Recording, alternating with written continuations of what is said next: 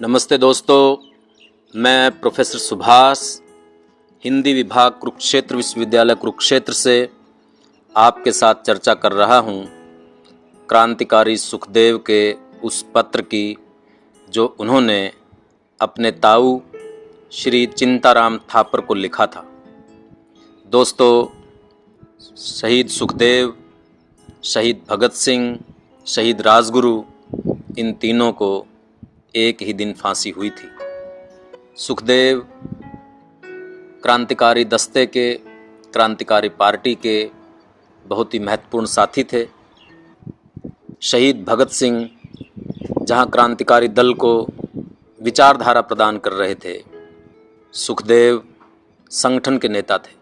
उनको पंजाब शाखा के संगठनकर्ता की जिम्मेदारी सौंपी गई थी और इसीलिए लाहौर षड्यंत्र केस चला था ब्रिटिश राज बनाम सुखदेव व उनके साथी। सुखदेव का सैंडर्स की हत्या से सीधा संबंध नहीं था, लेकिन क्रांतिकारी दल के संगठनकर्ता होने के नाते उन्हें भी फांसी दी गई थी।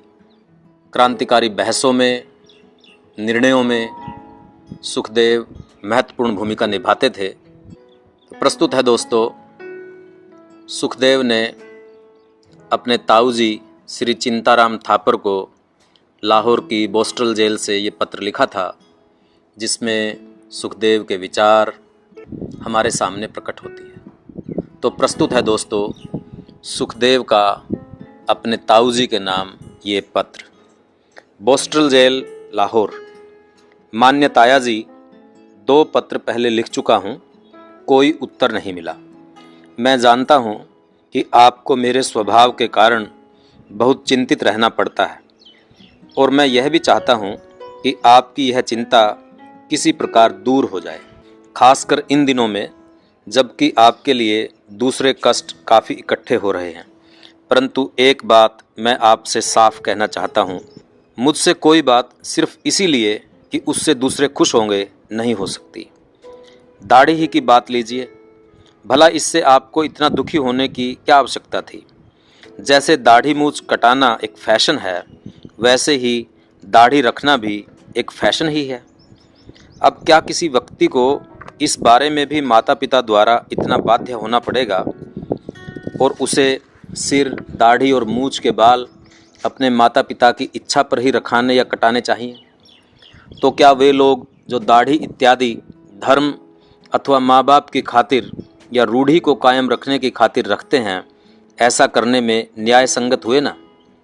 मैं नहीं समझता कि आप जैसे स्वतंत्र विचार रखने वाला पुरुष क्यों अपने पुत्र से ऐसी आशा करता है कि वह मामूली बात करने में इस बात का विचार रखे कि उसके वैसा करने से उसका पिता बुरा तो नहीं मानेगा।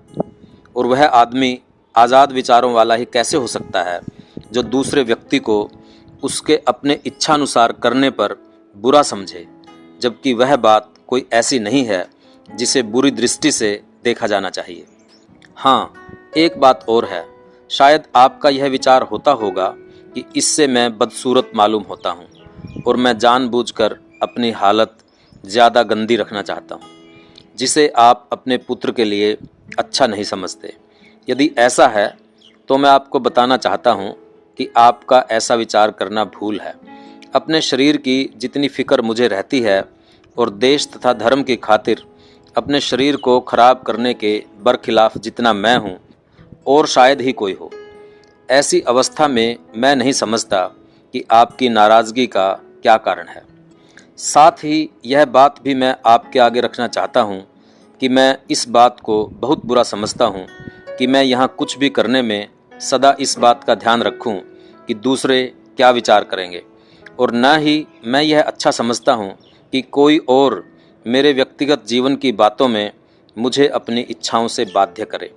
मैं चाहे कोई भी हो, किसी की खातिर अपना व्यक्तित्व खोना नहीं चाहता, और फिर ऐसी मामूली बातों की खातिर मैं स्वयं इन बातों से तंग हो जाता हूँ। दूसरा कारण आपके दुखी रहने का है मेरा आजकल का व्यवहार। ठीक है, माता पिता के लिए गौरव की बात यही है कि उनका लड़का उनके लिए नेक नामी पैदा करे, ना कि कलंक। माता पिता की सदा यह इच्छा रहती है कि उनका लड़का बड़ा नाम कमाए और जीवन के संग्रामों में किसी से पीछे न रहे। मैं जानता हूँ आपकी भी ऐसी मानसिक अवस्था है, और जब आप देखते हैं कि मैं किसी बात में भाग नहीं लेता और हमेशा चुप रहता हूँ तो आपको बहुत दुख होता है। सचमुच मैं आपसे सच्चे दिल से कहता हूँ, आपको इस बारे में दुखी देखकर मैं स्वयं बहुत दुखी होता हूँ। और क्या कहूँ, मैंने इस कारण से कितने अपनों को नाराज़ किया है और कितनों की नज़र में बुरा बना हूँ। इतना होने पर भी इस बारे में मैं कुछ नहीं कहना चाहता और ना ही कोई सफाई देना चाहता हूँ। पर आपसे यह अवश्य कहूँगा कि आप कभी इन विचारों को लेकर दुखी ना हों। और मैं क्या करता हूँ और मुझे क्या करना चाहिए, इन बातों पर कभी विचार ही ना करना चाहिए, क्योंकि आपको यकीन करना चाहिए कि मैं आपका पुत्र हूँ। बस यही मेरी सफाई है, इस पर यकीन कीजिए। क्या मैं आशा कर सकता हूँ कि आप मेरी ओर से निश्चिंत हो जाएंगे। आपका पुत्र सुखदेव। दोस्तों, ये था सुखदेव का पत्र। इस पत्र में जिस तरह से उन्होंने व्यक्तिगत स्वतंत्रता की और व्यक्तिगत स्वतंत्रता के लिए अपने पिता से जिस तरह से संवाद किया, अपना पक्ष रखा, वो बहुत ही महत्वपूर्ण है। भारतीय समाज में जब तक परिवार का जनतांत्रिकरण नहीं होता, परिवारों में या अन्य संस्थाओं में जब व्यक्तियों को अपनी सोच के अनुसार चलने की छूट नहीं मिलती, तब तक कोई भी क्रांतिकारी बदलाव समाज में संभव नहीं है। इसी बात को समझते हुए शहीद सुखदेव के व्यक्तित्व में व्यक्तिगत आज़ादी, स्वतंत्रता, ये कितने गहरे से शामिल है, कैसे उनके व्यक्तित्व का हिस्सा है।